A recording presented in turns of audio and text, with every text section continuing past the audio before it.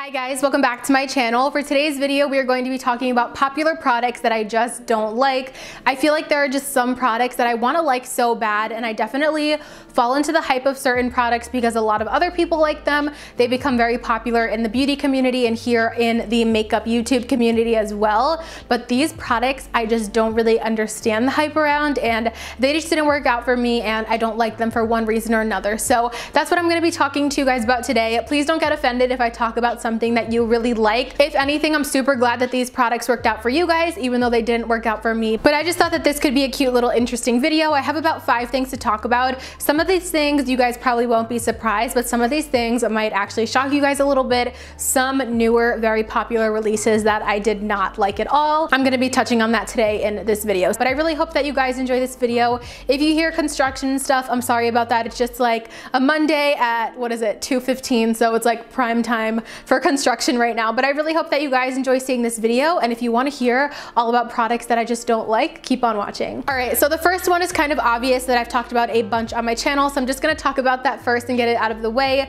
It is the Urban Decay Naked Palettes. I feel really bad grouping them all together because a lot of them aren't as bad as the Naked 3, so maybe I'll just say the Naked 3 first. I don't want to talk about it too much. Like I said, I have talked about these palettes, specifically the Naked 3, a lot here on my channel, but you guys know if you've been watching me for a while, I just didn't like it. The tones weren't really great for my skin tone.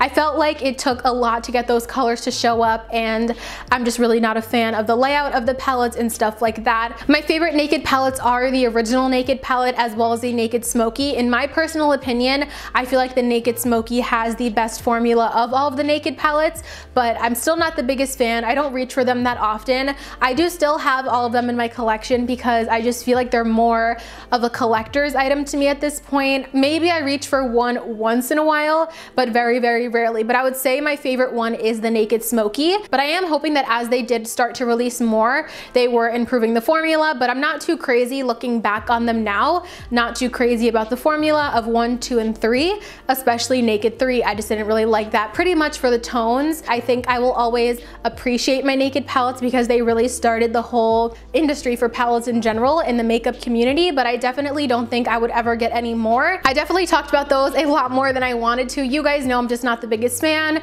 Love to have them in my collection, but I just don't use them a lot. So the second product that I actually want to touch on in this video is a really popular product, and it's a more recent release, and it is the Fenty Beauty Gloss Bomb in the shade Diamond Milk.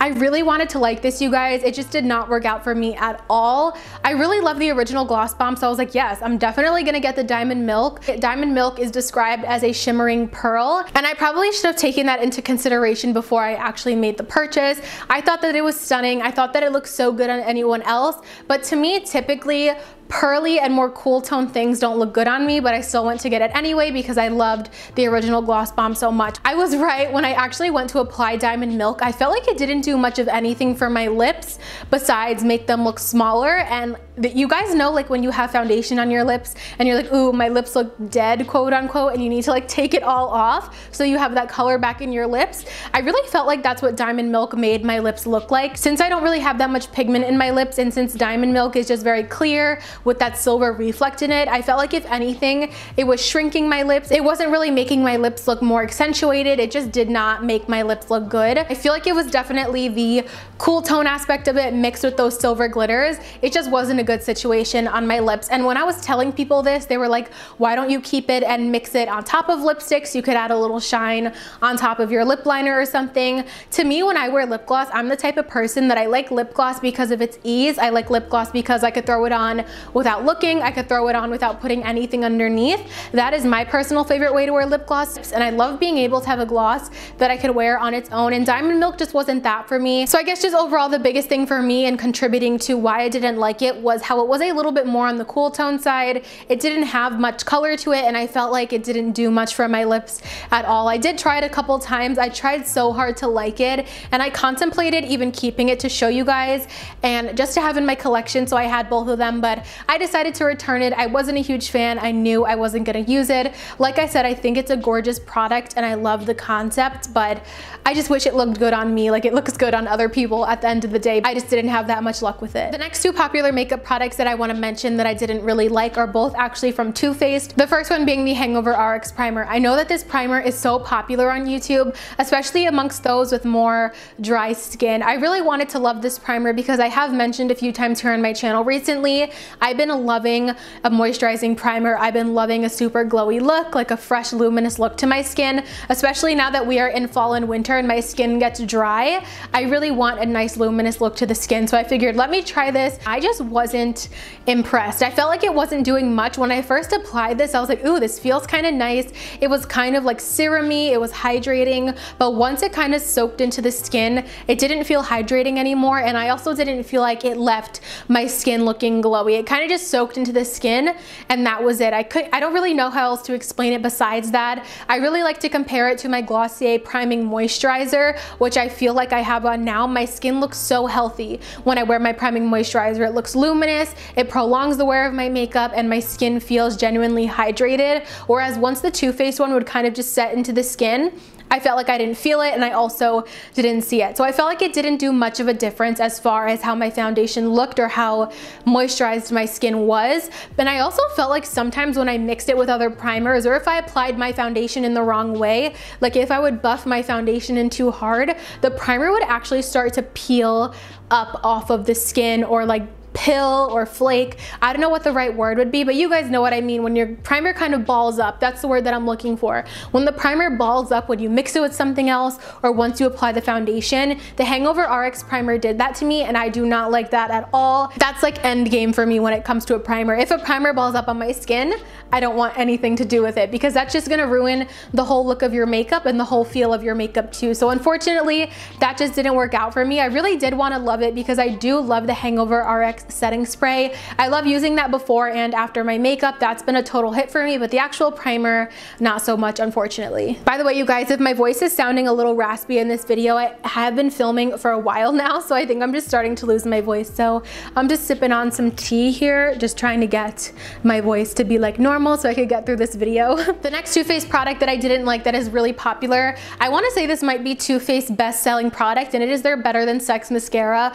I was not a fan of this mascara at all, and I really wanted to because I know so many people swear by this mascara. They say it's the only mascara that they use. It's the only mascara that makes their lashes like long and voluminous. When I used this mascara, my lashes were a clumpy mess, and I tried using this mascara multiple different times in multiple different years. I tried the full size, I tried the mini. My lashes were always a clumpy mess when I tried this mascara, and I even tried getting the L'Oreal Lash Paradise, which I do like more than the Too Faced Better Than Sex, and I don't think it's as bad, but that one is also clumpy as well. So I definitely think that's just the vibe. I know a lot of people here in the community do really love like that clumpy lash look. To me, I prefer more length than volume, and that mascara was very volumizing to the point where they were just so clumpy. So that unfortunately, it did not work out for me, and I feel like that's really strange because everyone I feel like still uses Better Than Sex, and I'm just like, I literally use like $8 Maybelline mascara, and it is so much better